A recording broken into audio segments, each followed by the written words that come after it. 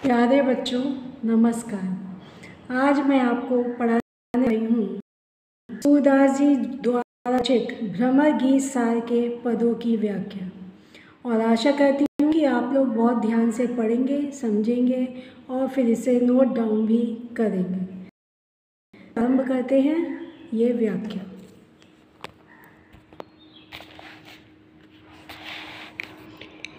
ये सूरदास जी का भ्रमर गीत सार रचना है, जिससे ये पद लिया गया है, और इसके संपादक हैं श्री आचार्य रामचंद्र शुक्ल। तो इसमें उस समय का वर्णन किया गया है। इसका प्रसंग ये है कि इसमें उस समय का वर्णन किया गया है जब श्री कृष्ण जी गोपियों को छोड़कर चले आए थे, गोपियों को छोड़कर मथुरा आ गए थे, और वहाँ पर जो गोपियाँ थीं वो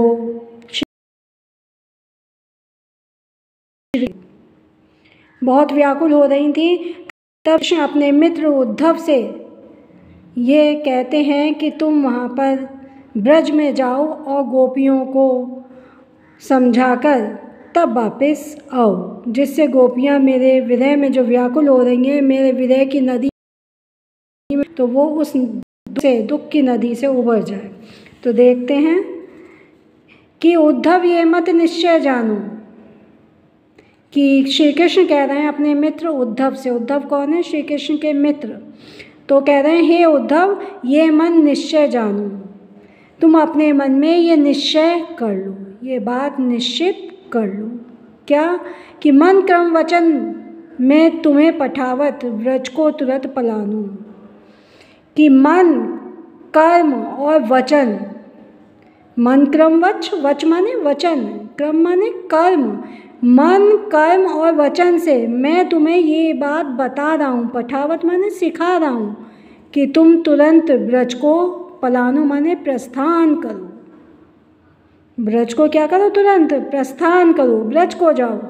पूरन ब्रह्म सकल अविनाशी, ताके तुम हो ज्ञाता, क्योंकि तुम तो निर्गुण ब्रह्म के ज्ञाता हो, निर्गुण ब्रह्म का ज्ञान रखने वाले हो। पूर्ण ब्रह्म जो परमात्मा है, परिपूर्ण परमात्मा है, सकल अविनाशी जो विनाश रहित है, जो विनाश रहित है, अजर अमर अविनाशी है, उस तुम हो ज्ञाता, तुम जानने वाले हो, ज्ञान रखने वाले हो, ऐसे निर्गुण ब्रह्म के तुम ज्ञाता हो। तो ऐसे हे उद्धव, तुम निश्चित रूप से जल्दी ही ब्रज को प्रस्थान करो, ब्रज को जाओ। प्रस्थान करो माने पलानो माने जाओ। रेख न रूप जाति नहीं पितु माता, ये मत दे गोपिन कह आवहु विरह नदी में भासती। सूर तुरत ये जाए कहो, तुम ब्रह्म बिना नहीं आ सके। तो सूरदास जी इसमें कह रहे हैं कि श्री कृष्ण अपने मित्र उद्धव से कह रहे हैं कि देखना रूप जाति कुल नाही, जाके नहीं पितु माता। कि ईश्वर तो वो होता है जिसकी रूप और रेखा नहीं होती, परब्रह्म वो होता है जिसकी ना तो कोई आकार होता है, ना कोई रूप होता है, रूप रंग होता है, ना जाति होती है उसकी, उस ईश्वर की, और ना ही कोई कुल होता है। जाके नहीं पितु माता, और उस ईश्वर के कोई माता पिता भी नहीं होते हैं। तो वो ईश्वर जो है वही ईश्वर कहलाता है, ऐसा व्यक्ति जो है वही ईश्वर कहलाता है। लेकिन मेरे तो रूप रेख भी है, मेरा तो रंग रूप भी है, आकार प्रकार भी है, मेरी तो जाति भी है कि मैं यादव हूँ, और मेरा कुल भी है, और मेरे माता पिता भी हैं। तो मैं तो ईश्वर नहीं हो सकता, इसलिए उन्हें ये बताओ कि मैं ईश्वर नहीं हूँ। श्री कृष्ण कह रहे हैं कि तुम गोपियों को जाके ये बताओ कि मैं ईश्वर नहीं हूँ। ये मत दे गोपिन के आवो विरह नदी में भासती। तो तुम ये सारी बातें गोपियों को कहकर आओ, गोपियों के पास जाओ और उन्हें ये बात कहकर आओ जो कि मेरे विरह रूपी नदी में डूब रही हैं। भासती माने डूब रही हैं, जो मेरी विरह रूपी नदी में, मुझसे बिछुड़ने के दुख की नदी में डूब रही हैं, ऐसी उन गोपियों को तुम ये बात कहकर आओ। सू तुरत ये जाए कहो तुम ब्रह्म बिना नहीं आ सती। तो सूरदास जी कह रहे हैं कि हे उद्धव, तुम तुरंत ब्रज जाओ और ये कहो कि ईश्वर की भक्ति के बिना, उन गोपियों को ये बात बताओ कि ईश्वर की भक्ति के बिना कुछ भी, किसी भी व्यक्ति का उद्धार नहीं हो सकता।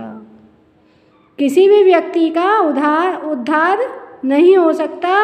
इसलिए सूरदास जी कह रहे हैं कि श्री कृष्ण उद्धव जी से कह रहे हैं कि तुम तुरंत ब्रज को जाओ और वहाँ जाकर दुख में डूबती हुई उन ब्रजवासियों को, उन गोपियों को अपना निर्गुण ब्रह्म का सहारा दो, क्योंकि तुम इन सब के ज्ञाता हो। तुम उस निर्गुण ब्रह्म के ज्ञाता हो। उन्हें बताओ कि सगुण ब्रह्म नहीं है, बल्कि निर्गुण ब्रह्म ही इस संसार में है, और उस निर्गुण ब्रह्म की उपासना करने से ही व्यक्ति का उद्धार होता है।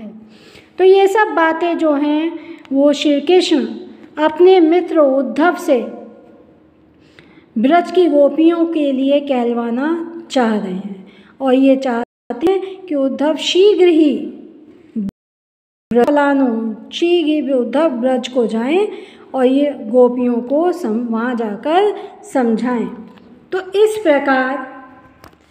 प्रकार इसमें सूरदास जी ने अपने इन पद्यों के माध्यम से, इस पद्य के माध्यम से, इन पंक्तियों के माध्यम से ये बताया है कि ये दिखाया है कि श्री कृष्ण के विरह में गोपियाँ कितनी ज़्यादा व्याकुल हैं।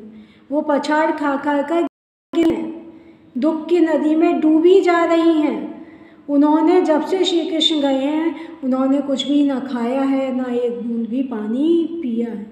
वो सिर्फ रोती ही जा रही हैं। उनकी आंसुओं की नदियाँ बन गई हैं, और अब तो ऐसा लगता है कि जैसे आंसू भी सूख गए हैं। तो ऐसी गोपियों को ज्ञान का उपदेश देने के लिए श्री कृष्ण अपने मित्र उद्धव जी को ब्रज को भेजना चाहते हैं। तो यही बात इसमें गई है, यही इसका भाव पक्ष है और विशेष है। और विशेष के कला पक्ष में आप क्या लिख सकते हैं कि इसमें सूरदास जी ने ब्रज भाषा का प्रयोग किया है। इस पद्य में, प्रस्तुत पद्य में ब्रज भाषा का प्रयोग किया गया है। रूपक अलंकार है, बहुत ही सुंदर विरह का रूपक खींचा गया है। तो नदी में डूब रही गोपियाँ, तो यहाँ रूपक अलंकार है, अनुप्रास अलंकार है। इन अलंकारों का बहुत ही सुंदर, अति सुंदर प्रयोग किया गया है। और यहाँ पर वियोग श्रृंगार रस, कौन सा रस है? वियोग श्रृंगार रस। इस वियोग श्रृंगार रस से यह जो पद्य है वो बहुत ही रसपूर्ण बन गया है, अति रसपूर्ण बन गया है। और शैली भावात्मक है, भावात्मक शैली का इसमें प्रयोग है। हमारे मन के भाव इसमें डूबते जा रहे हैं, उजागर हो रहे हैं, डूबते जा रहे हैं। तो इस तरह से आप सब इस पद्यांश की व्याख्या को पढ़ें और नोट डाउन करें और अच्छे से अच्छे नंबर लेकर आएँ। धन्यवाद।